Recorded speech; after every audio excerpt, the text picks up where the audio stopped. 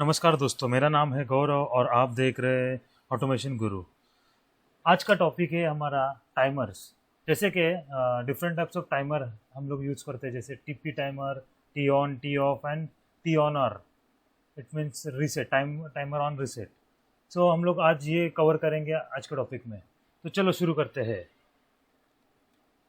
तो फर्स्ट मैं आपको एक्सप्लेन करूँगा about the TP timer, means generate pulse timer. ये ये पल्स टाइमर कैसे यूज होता है, वो आपका जैसे भी स्विच ऑन हो जाए कोई टाइमर के आगे वाला, तो हम लोग डिसाइड करेंगे स्विच वन या स्विच टू जो भी रहेगा, वो जैसे ऑन हो जाएगा उसके बाद जो हम लोग टाइम डिसाइड करेंगे, पीटी टाइम, वो पीटी टाइम जितना रहेगा, अभी मैंने 10 सेकंड रखा हूँ तो 10 सेकंड के लिए वो कंटिन्यूसली ऑन रहेगा। 10 सेकंड होने के बाद वो ऑफ हो जाएगा। आपको मैं डेमोन्स्ट्रेट करता हूँ उसके रिगार्डिंग। जैसे ही मैं जीरो से वन किया, अब ये टाइमर ऑन हो गया और ये जो मेरा मोटर है, मोटर ऑन हो गया। 10 सेकंड के लिए मोटर ऑन रहेगा। ओके, 10 सेकंड होने के बाद मोटर ऑफ। मीन्स ये टाइमर का वर्क वही है, आपका पल्स टाइमर के जैसे वर्क करेगा। ओके, नेक्स्ट टाइमर हम लोग यूज करेंगे टी ऑन डिले टाइमर।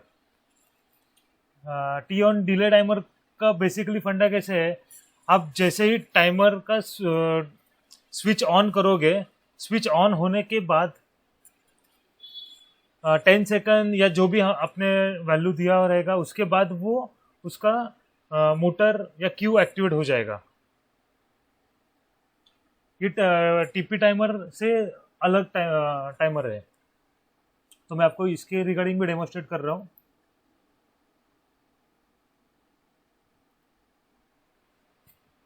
जैसे ही मैंने 0 से 1 किया स्विच, मेरा जो करंट टाइम है वो इंक्रीमेंट होना स्टार्ट हो गया। जैसे ही 10 सेकंड होगा, मेरा मोटर कंटिन्यूसली ऑन रहेगा। जब तक मेरा स्विच ऑफ नहीं होता तब तक कंटिन्यूसली मेरा क्यू ऑन रहेगा। जैसे ही मैं क्यू मेरा ऑफ कर दूंगा, मेरा मोटर ऑफ हो जाएगा। नेक्स्ट है हमारा टाइमर ऑफ डिले। इसका भी फंडा अलग है। इसमें कैसे रहेगा, आपका जब स्विच ऑन हो जाएगा तो मेरा मोटर ऑन हो जाएगा, वो टाइम पे ही इमिडिएटली ऑन हो जाएगा। बट मोटर ऑफ कब होगा, जब मेरा स्विच ऑफ होने के 10 सेकेंड बाद। 10 सेकेंड बाद क्यों, क्योंकि मैंने यहाँ पे पीटी टाइम मैंने 10 सेकेंड दिया हूँ। उसके रिगार्डिंग में आपको मैं डेमोन्स्ट्रेट कर रहा हूँ।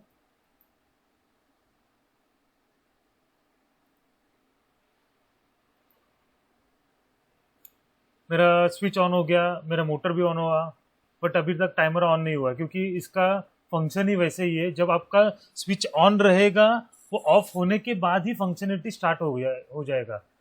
मैं अभी ऑफ कर रहा हूँ तो आपको समझेगा एग्जैक्टली क्या है। ऑफ करने के बाद उसका टाइमर ऑन हो गया। अभी 10 सेकंड के बाद ये मोटर 3 ऑफ हो जाएगा। मोटर 3 ऑफ हो गया। ओके, अभी टी ऑन आर का फंक्शनलिटी अलग है। इसमें कैसे रहेगा, आपका जैसे टी ऑन रहता है टाइमर, वैसे ही ये फंक्शन करेगा। बट टी ऑन में कैसे आपका स्विच ऑफ हो गया तो वो मोटर भी ऑफ हो जाता है। बट यहाँ पे वैसे नहीं, जब तक आप रिसेट नहीं करोगे तब तक मोटर आपका ऑन रहेगा कंटिन्यूसली। मैं इसका डेमोन्स्ट्रेट कर रहा हूँ तो आपको प्रॉपर गाइडेंस मिल जाएगा कि क्या एग्जैक्टली है। अभी ये वर्क देखिए, टी ऑन के जैसे ही वर्क कर रहा है। जब जैसे ही आपने स्विच ऑन किया, 10 सेकंड का टाइमर ऑन हो गया। 10 सेकंड का टाइमर ऑन हो गया, मोटर मेरा स्टार्ट हो गया। अभी मैं ये स्विच 4 है वो ऑफ कर रहा हूँ। स्विच 4 ऑफ करने के बाद भी मेरा मोटर कंटिन्यूसली ऑन है। क्यों, क्योंकि इसका फंक्शन कैसे है, जब तक आप रिसेट का बटन ऑन नहीं करते तब तक मेरा मोटर ऑन रहेगा। जैसे ही रिसेट का बटन ऑफ किया, मैंने मोटर मेरा ऑफ हो गया। आपको मैंने चारों टाइमर का डेमोन्स्ट्रेट किया हो। चारों टाइमर डिफरेंट डिफरेंट वे से आप यूज कर सकते हैं आपके प्रोग्रामिंग में, जैसे आपको यूज करना है वैसे। इसमें और एक मैं एक्स्ट्रा फंक्शनलिटी बताऊंगा। जैसे ही आपको कोई कोई फंक्शन में कैसे रहता है, मुझे HMI या स्काडा से टाइमर देना है, तो यहाँ पे आप एक टैग क्रिएट करके दिखा सकते हैं, और यहाँ पे PT के यहाँ पे आप टैग क्रिएट करके, टाइमर टैग क्रिएट करके HMI के थ्रू आप डेटा वैल्यू आप पुट करके डेटा हमें मिल जाएगा।